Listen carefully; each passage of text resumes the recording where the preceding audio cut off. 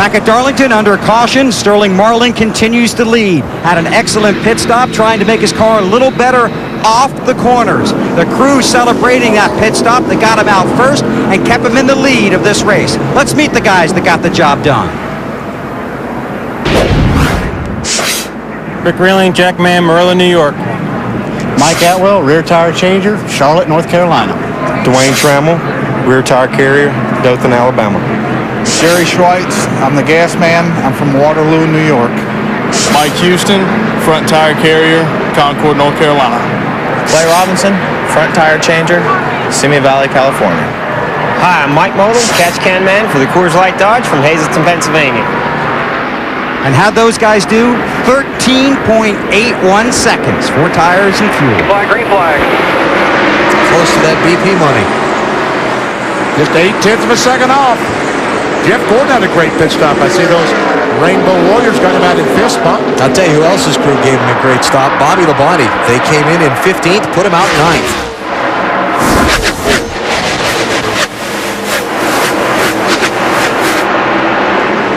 And we don't have to worry about, oh, look here, Jarrett going for the lead. Right alongside that 40 car. Oh, yeah. But Sterling does not want to give it up. Might have to. Oh, there. Wow. Try it again. That was point leader racing there. That was courtesy. You want it that bad? Go ahead. I'll get you in a few more laps. Dale Jarrett, 7th different driver to lead the Southern 500. And Dave, here at Darlington, we don't have to worry about whether the team changes 2 tires or 4 tires, do we?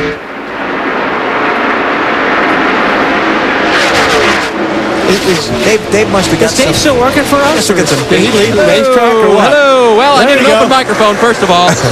But when I tell you what I tell you, you'll understand. The 18 car did change 4 tires, but this is the 2nd week for a new front tire changer, but a name we've heard before, Hollywood. Mark Armstrong made his way over from the 99 car to the 18 car. He's made a big difference already. Lead change.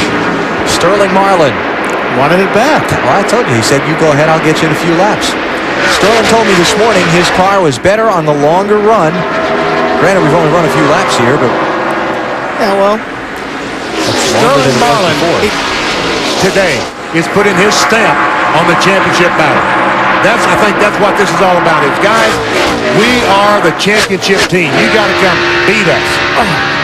What happened, Wally? I'm just watching back there. Jimmy Johnson slid up in front of Dave Blaney, and I mean, slid over Dave Blaney. You saw a wreck that just didn't happen. Yeah, I saw a wreck, and it didn't happen. Yeah. There's Rusty. Rusty got out pretty good, didn't he, in that pit stop? Where is he? 7th best. Yeah. These guys did a good job. Let me show you. Let me show you what I was talking about. Please do. Here's Jimmy Johnson sliding up. No, that doesn't do its justice. That angle. How about a different angle, guys? Oh, you're humor me. So picky. Gee whiz, Wally. I want the angle the way I saw it.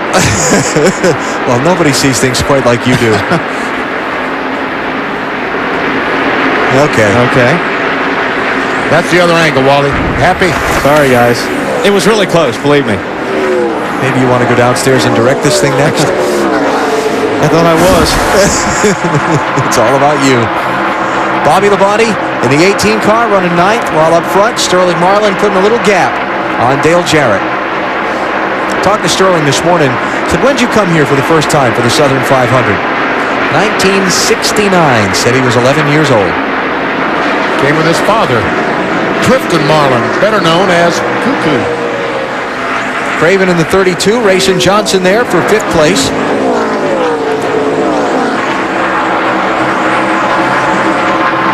And Jimmy's through. Just takes that spot away.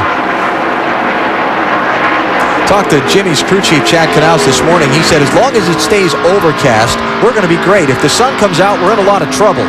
But really, I bet they've been making some big adjustments. I don't think so. This isn't really the sun. I mean, to us, it's the sun because we haven't seen it this light in 3 days. But when they're talking about the sun, I mean, the sun needs to come out and really heat up the track. This sun counts to that car. Because I just checked with Chad about that, Wally, and he said it was already hurting him bad, and that was about 15 laps ago. Just makes the car really, really bad loose. Okay. Well, put your sunscreen on down there, Bill. I agree with you, though. We haven't seen this much sun since we've been here. Yeah. Rusty Wallace, the 2-car, fighting his way back. We saw him struggling that first run, but here he is back in the 7th position, trying to take 6th away. And here comes Ryan Newman, his teammate, underneath him. Okay, Rusty. See ya.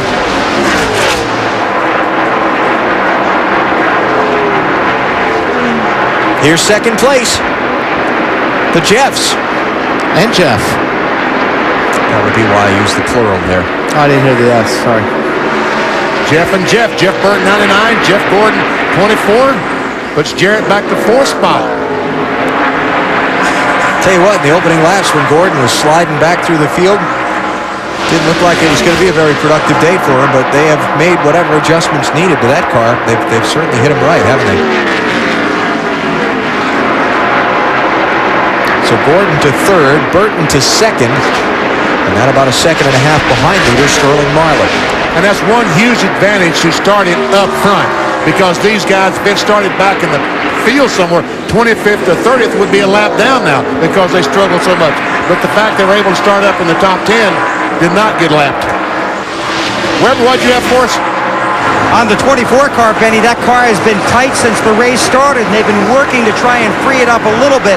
They've got it pretty much where they want it on the longer runs, so last time they made an adjustment to try and make that car better on the get-go, right after the green comes out, and it looks like they have made progress in that direction. He's back to where he started. Took the green flag in 3rd, and he's running 3rd now. But he is 2 seconds behind that guy, Sterling Marlin, and this car won the race here in the spring. This is simply a continuation. Talked about Kurt Busch starting at the back of the field. He's made some pretty good progress, Matt. He sure has, Alan. He's been fighting a loose race car all day, but now the concern is about the right side of the car. He got himself a Darlington stripe. The crew came over and said, hey, do you think you might be able to get a shot of the right side of the car? And there you go, guys. They wanted to see if maybe the tires were rubbing.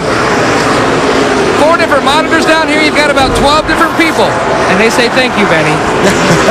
No problem, guys. I'll direct anytime you want me to. Just no problem. All you got to do is ask, right? Kurt Busch started at the back of the field because they changed an engine. Yesterday, after final practice, he's up to 11th now, with that pass on Dale Earnhardt Jr. Sterling Marlin, the NASCAR Winston Cup Championship leader, is out in front of the Mountain Dew Southern 500. We're about 12 laps from halfway. The 53rd Mountain Dew Southern 500 at Darlington Raceway in South Carolina is approaching its halfway point, something a lot of us never thought we'd see today. 2 hours delayed by rain, but now the sun is out, and Sterling Marlin is out in front of the field. BP, when you ran here, you know how these cars slide up the racetrack? There's actually a cushion of air. You ever feel that? How when you drift up to the racetrack, see how Sterling's going? It's right before you hit the wall, the car actually stops, like there's a buffer of air right there. Except sometimes in turn 2, you go past that buffer, and you hit the wall. When you just drive into the wall, you're supposed to hit the wall. But I understand what you're saying. And yes, sometimes you would slide up there and just know you're going to slam the wall. As a matter of fact, a couple times I've closed my eyes. Yeah. But you can feel it actually pushes you away from the wall a little bit. See how fast we're going here. Closing your eyes when you're racing, that's not generally advisable, is it? I mean, had to be there. It's not. You just not for long. I was so disappointed I didn't get to ride in the passenger seat. Not any more disappointed than I was to give you that ride. 171 BP. Okay. And really, truly, that should be the fastest point on the racetrack going in turn 3. And that is pretty fast considering you have no tires. Yeah, exactly. Because after all, it's been 15, 20 laps since we changed tires. Actually, 23. Oh, wow. So I wonder how fast. So we'll have to check that with new tires. Yeah. Talked about Tony Stewart kind of struggling earlier. He's kind of on the march now, Bill. He certainly is. He just told the crew it's the best the car's been all day. Picked up 5 spots on the track. Under caution, he told the guys in the pits, you're picking up more positions for me on pit road than I am on the racetrack. The car has been loose, but they've been working on it all day. Last time made a wedge adjustment and a track bar adjustment, and Tony Stewart is going in the right direction.